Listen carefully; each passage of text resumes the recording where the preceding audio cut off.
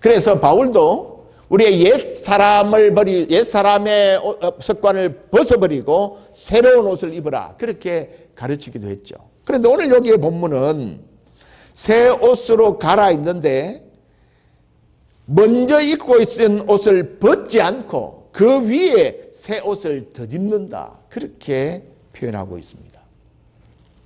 오늘 3절에 보면 이렇게 입으면 우리가 벗은 자들로 발견되지 않으려 합니다, 그렇게 말합니다.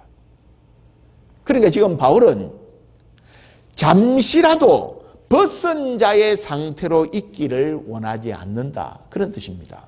여러분, 벗은 상태는 무엇을 뜻하는 것이죠? 수치의 상태를 의미합니다. 벗었다는 말은 수치스럽다, 부끄럽다는 뜻이죠. 그래서 바울은 그리스도인들이 죽으면 적시로 영광을 입는 것이지 죽은 상태로 얼마간 내버려지는 것이 아니다, 그런 의미로 여기에 우리가 벗은 자들로 발견되지 않으려 합니다, 그렇게 말합니다. 우리가 벗은 자로 있기를 원하는, 부끄러운 상태로, 수치의 상태로 있기를 원치 않는다 하는 이 의미를 선명하게 보여주는 것이 4절입니다. 4절에 이렇게 되어 있습니다. 같이 읽읍시다. 시작. 참으로 이 장막에 있는 우리가 짐진 것 같이 탄식하는 것은 벗고자 함이 아니요 오히려 덧입고자 함이니 죽은 것이 생명에 삼킨 바 되게 하려 함이라. 여기 보면 죽을 것이 생명에 삼킨 바 되게 하려 함이라, 그렇게 말했습니다. 여러분, 이 세상의 현상은 어떻습니까? 이 세상의 현상은, 이 세상이 보여주고 있는 것은 모든 생명이 죽음이라는 것에 의하여 잡혀 먹히는 상황입니다. 그렇지 않습니까? 예쁘게 핀 아름다운 꽃들이 시간이 지나면 어떻게 되죠? 말라서 썩습니다. 죽음의 아름다운 꽃이 죽어버리죠. 거대한 나무들, 여러분 요스미티 공원에 가면 수백 년 된 손으로 우리가 앉지 못하는 그런 큰 전나무들이 있습니다. 그런 나무들 가운데도 죽어서 넘어져 있는 나무들이 수없이 많아요. 나무들도 죽습니다.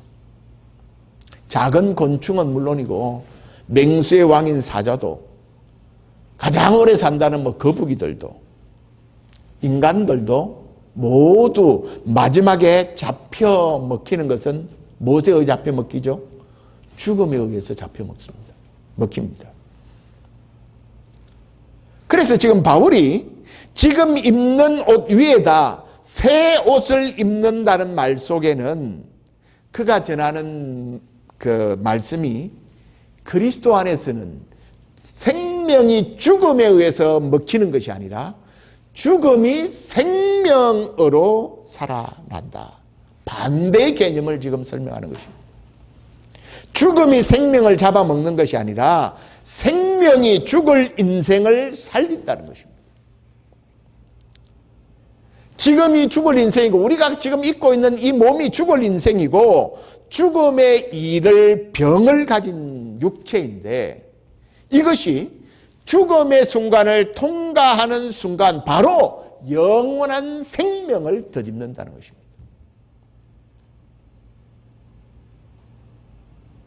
생명이 죽음을 극복하는 것이라는 것이죠. 그래서 생명의 시작이 그리스도인들에게는 이미 우리가 살고 있는 지금 이미 시작이 되었습니다. 그것이 성령으로 말미암아죠.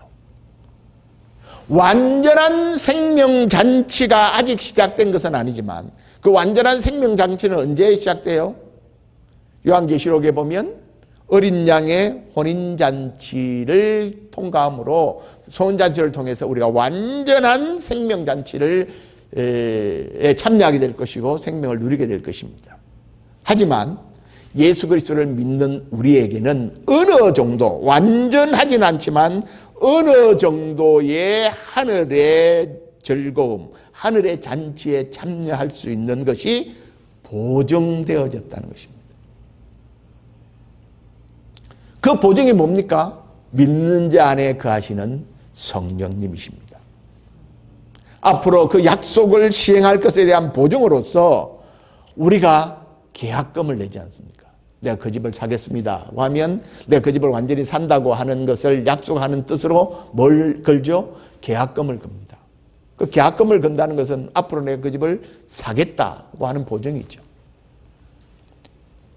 그 마찬가지로 하나님은 성령을 통해서 우리에게 완전한 생명잔치에 참여할 수 있는 보증을, 확신을 우리에게 이미 주셨다는 것입니다. 그래서 우리가 예수 그리스도 안에서 영원한 생명을 누린다고 하는 이 기대, 이 소망은 헛된 것이 아니라는 것입니다. 막연한 것이 아니라는 것입니다. 그저 그랬으면 좋겠다는 희망사항이 아니라 분명하고 확실한 소망이라는 것이죠. 그래서 5절에 이것을 우리에게 이루게 하시고 보증으로 성령을 우리에게 주신 이는 하나님이시니라. 하나님께서 우리에게 영원한 생명을 보증하기 위하여 성령을 우리에게 주셨다는 거예요. 우리가 이 땅에 사는 동안에 우리는 완전하고 충만한 상태는 아니지만 그 생명의 일부를 우리가 이 땅에서도 누리며 산다는 것입니다. 그렇기 때문에 우리가 이 땅에서도 하나님의 생명을 누리고 살려면 바로 우리 가운데 거하시는 성령의 다스림, 성령의 지배를 받아야 한다는 것입니다. 내 욕심과 성령의 뜻이 충돌할 때, 내 육신 내 욕심과 성령의 뜻이 갈등을 일으킬 때 내가 성령의 다스림 속에서 육신의 욕심을 이기면 우리는 생명의 나라와 영광의 인격을 경험하며 살게 된다는 것입니다. 존 메가도 목사님이 이런 말씀을 했습니다. 감옥에 있는 자가 석방될 날을 바라고 아픈 사람이 그 아픈 곳이 치료되어 건강하기를 바라고 배고픈 사람이 음식을 바라고 목마른 사람이 물 마시기를 바라고 돈 없는 사람이 월급날을 바라고 군인이 평화를 바라는 것처럼 믿는 자가 단식하며 하나님 나라를 바라지 않는다면 무언가가 잘못된 것이다. 그렇게 말했습니다.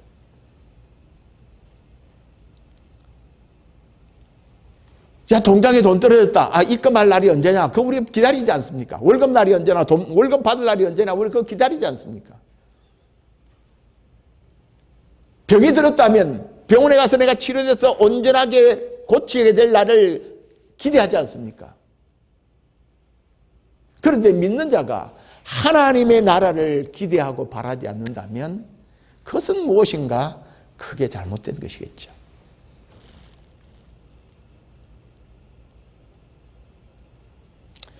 여러분, 우리가 정말 이 땅에 살면서 얼마나 많은 갈등을 합니까? 더 주님을 사랑하고 싶고 또 정말 이웃을 내 몸같이 사랑하고 싶은데 내 속에 있는 죄성이 주님을 아프시게 하고 사람들에게 상처를 주고 가시 노릇을 하는 경우들이 얼마나 많습니까? 내가 그렇게 원하지 않는데도 불쑥 튀어나오는 내 말이 다른 사람에게 가시가 되고 내가 그렇게 하고 싶지 않은데 내가 행하는 행동이 다른 사람을 고통스럽게 하고 그렇게 하는 일이 얼마나 많이 있습니까? 그것이 나에게도 괴로움이 되고 내가 정말 이런 존재밖에 안 되나, 내가 이 정도밖에 안 되나 하면서 정말 우리 자신들이 괴로워할 때가 많지 않습니까?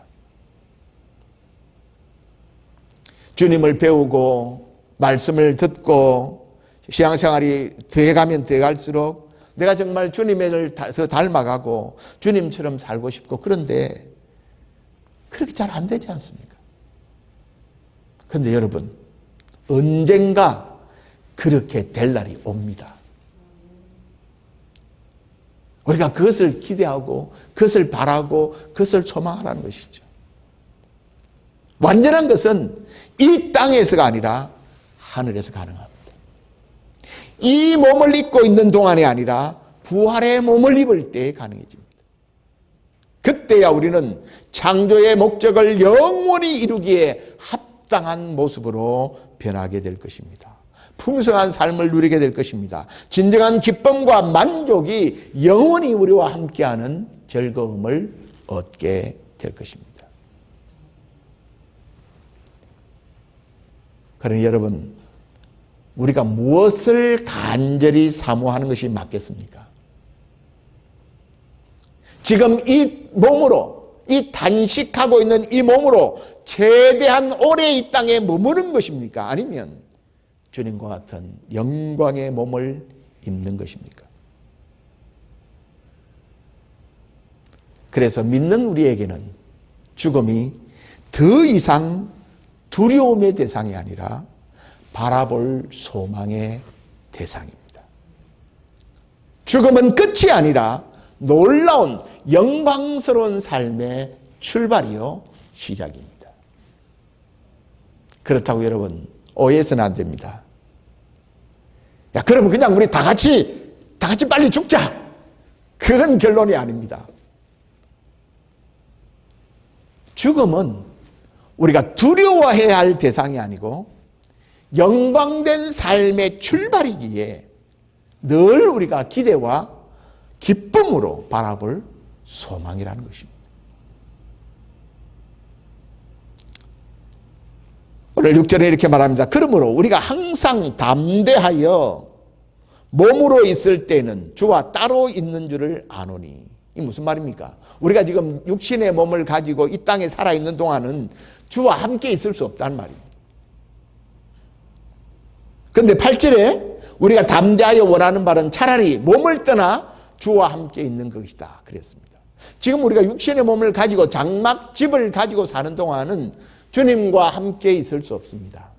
그러나 우리 장막집을 떠나게 되는 날은 주님과 함께 있게 될 것입니다. 그래서 지금 바울은 내가 단식 가운데 있는 이 장막의 집을 가지고 이 땅에 오랫동안 고통하면서 번민하면서 사는 것보다 주님과 함께 있는 그님의 나라로 옮겨가는 것을 더 소원한다고 말하는 것이죠. 우리가 이 몸을 갖고 있을 때는 주와 따로 떨어져 있을 뿐이고 우리가 이 몸을 떠난다는 것은 주와 함께 있게 되는 것이다. 그렇게 말하고 있습니다. 여러분, 그래서 젊은 남녀가 사랑을 하면 결혼을 하려고 하죠. 결혼합시다. 그렇게 말하지 않습니까? 왜 결혼을 하려고 합니까? 떨어져 있는 시간이 아까우니까. 함께 하기 위해서 결혼하지 않습니까? 여러분, 우리가 영광스러운 주님과 함께 하는 것이 죽음을 통하여 하나님의 나라의 새로운 하나님 나라의 몸으로 덧입는 순간입니다. 죽음의 의미가 바로 그렇다는 것이죠. 그래서 주님을 사랑하는 자로서 죽음 이후에 주님과 함께 할 것을 바라고 기다리고 원하는 것은 당연한 일입니다. 그렇다면 하나님의 나라를 죽음을 통해서 가게 될 하나님의 나라를 소망하는 사람들은 어떻게 살아야 하겠습니까? 오늘 6절에 보면 그러므로 우리가 항상 담대하여 세상과 사람을 두려워하지 않고 믿음으로 살아간다는 것입니다. 여러분, 두려움과 믿음은 반대말과 같습니다. 성경에서. 우리가 믿음을 가지면 두려움을 극복할 수 있습니다. 우리가 두려움에 휩싸인다는 것은 믿음에서 떠났다는 뜻입니다. 그래서 우리가 영원한 소망을 가지고 살아간다는 사람들은 항상 세상 가운데 담대하고 당당하게 믿음으로 사는 것입니다. 두 번째는 믿음으로 행하고 7절에 보는 것으로 하지 않습니다. 눈에 보이는 것, 손에 잡히는 것을 최고로 여기지 않는다는 것입니다. 영원한 보이지 않는 하나님의 나라와 하나님의 의를 위하여 살아간다는 것이죠. 죽음 이후에 영광을 바라는 삶은 보이는 것이 아닌 믿음으로 살아가는 것입니다. 여러분, 우리가 믿는 것이 하나님의 나라에서 약속된 것이 실체이기 때문에 어느 날 그것이 우리의 현실이 될 것입니다. 보이는 것은 우리를 현혹하는 것뿐입니다. 그는 잠시 있을 것입니다. 그것은 썩어질 것이고 변화질 것이고 취할 것입니다. 우리가 확신 가운데서도 믿음으로 행하는 것이 우리가 해야 할 일입니다. 그리고 세 번째는 살든지 죽든지 주를 기쁘시게 하는 자로 살아가는 것이죠. 우리 지난 6월 셋째 주일에 제가 말씀을 드린 바가 있습니다. 우리의 우선순위, 우리의 가치는 주의 기쁨이 되는 삶을 사는 것입니다. 왜요? 우리가 주와 함께 영원히 살 것이기 때문에. 그때 여러분, 주님의 인정과 칭찬이 최상의 보상이 아니겠습니까? 믿음으로 행하는 삶에 있어서 가장 중요한 것은 주를 기쁘시게 하는 것입니다. 왜냐하면 우리가 그분의 심판대 앞에 서게 될 것이기 때문입니다. 사랑하는 여러분, 어떤 삶을 살기를 원하십니까? 죽음을 두려워하면서 죽음 앞에서 벌벌 떠는 삶입니까? 아니면 죽음 이후에 영광스러운 하나님의 나라를 소망하는 삶입니까? 지금 우리는 텐트에 살고 있습니다. 일시적인 텐트에 모든 것을 걸지 맙시다. 이 땅이 내 집인 것처럼 살지 맙시다. 이 땅의 삶이 전부이듯이 기대하며 살지 맙시다. 더 나은 영광을 바라보고 간절히 그 하나님의 나라를 사모하며 기대하며 살아갑시다. 우리가 온전히 주님과 함께할 그날을 기대하며 바라보며 살아가게 될 때 우리는 담대히 하나님의 뜻을 추구하는 삶을 살게 될 것입니다. 바울은 이 영원한 실체를 믿음으로 보며 살았습니다. 수많은 믿음의 선진들이, 믿음의 선배들이 그렇게 살았습니다. 그들은 믿음으로 더 나은 것을 바라보며 살았습니다.